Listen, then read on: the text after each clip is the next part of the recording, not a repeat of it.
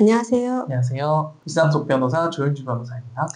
그리고 저는 정신과 간호사 경력이 있는 손해사정사 박소영입니다.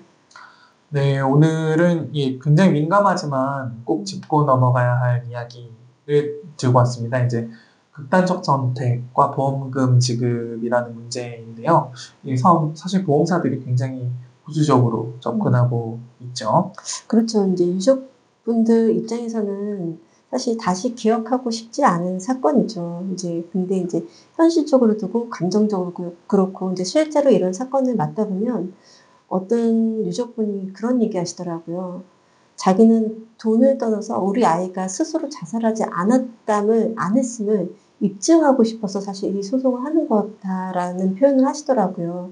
그래서 본인의 자유로운 의지가 아니었다라는 거, 아드님이 가셨거든요. 결혼 20대 아드님이. 근데 자살과 본인의 의사가 아닌 걸로 인해서 사망했다는 건 다르잖아요. 유족들 입장에서는. 그래서 소송을 진행하고 있다라고 얘기하시더라고요. 그렇죠. 원칙적으로 이제 다들 아시겠지만 고의로 자기를 해친 경우는 그 보험금 지급 사유가 아니잖아요. 면책 사유에 해당하는 거니까요.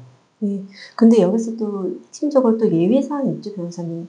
네, 이게 저도 이렇게 가져와 봤는데 그 대법원에서는 이제 읽어드릴게요. 자유로운 의사 판단을 할 수 없는 상황에서 스스로 극단적 선택을 한 경우에는 이제 자살이라고 보지 않는다는 취지로 판시를 하셨어요. 사망을 보험사고로 한 계약에서도 자살의 이제 보험자의 면책상 뭐 이런 것들을 이야기를 하고 있을 때에 그 피보험자가 정신질환이나 이런 어떤 기타 이유로 자유로운 의사결정을 할 수 없는 상황에서 사망의 결과가 있었다. 이런 경우에는 자살로 보지 않는다라는 그런 취지라고 보입니다. 그래서 자유로운 의사결정이라는 게 굉장히 중요한데요. 그런 취지인데요.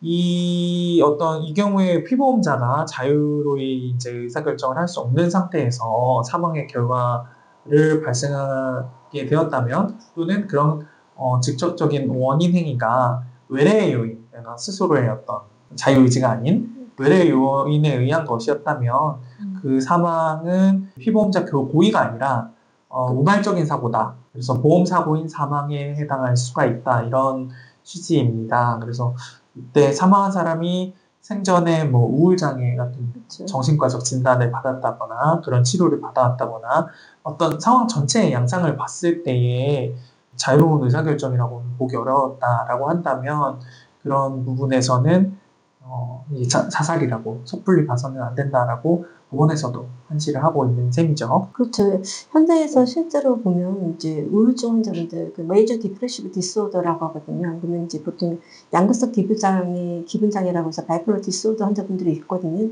이런 분들은 사실은 진짜 약을 먹는다든지 여러 상황에 따라서 다르게 판단할 수 있다고 저는 생각하거든요. 저 역시도요. 근데 보험사들은 이제 그 사망보험금이라는 게 뭐 1,000만 원, 2,000만 원이 아닌 보통 뭐 많게는 몇십억이 하다 보니까 쉽게 인정해주지 않고 있죠, 실제로요. 네네, 맞습니다. 그래서 이제 정신과 우울증 사고인 경우에는 기본적으로 이제 차트 분석을 통해서 정신과에 대한 그 진료 감정을 통해서 이제 진행이 되고 있다고 봐야 되겠죠.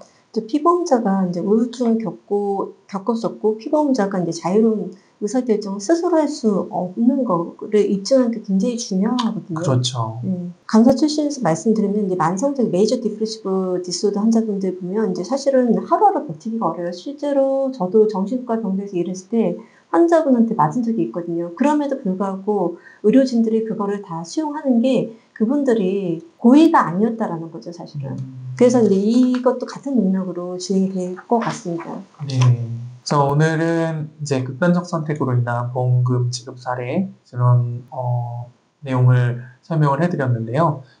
이 사안은 일반적인 보험금 청구랑은 접근 자체가 완전히 다른 걸로 보이네요. 그죠? 그렇죠. 만약 주변에 이제 사실은 주변 사람들한테 이런 얘기하기가 유족 입장에서 말하기가 굉장히 어렵거든요. 왜냐면 유족들이 겪는 그 양가 감정이란 거, 내가 진짜 이 돈 받아야 돼?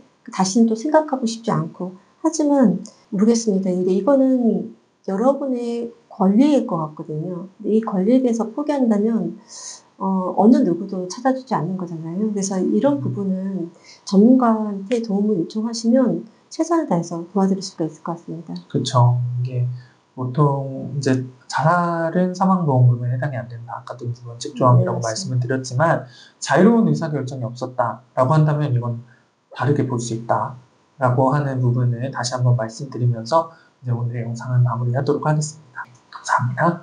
감사합니다.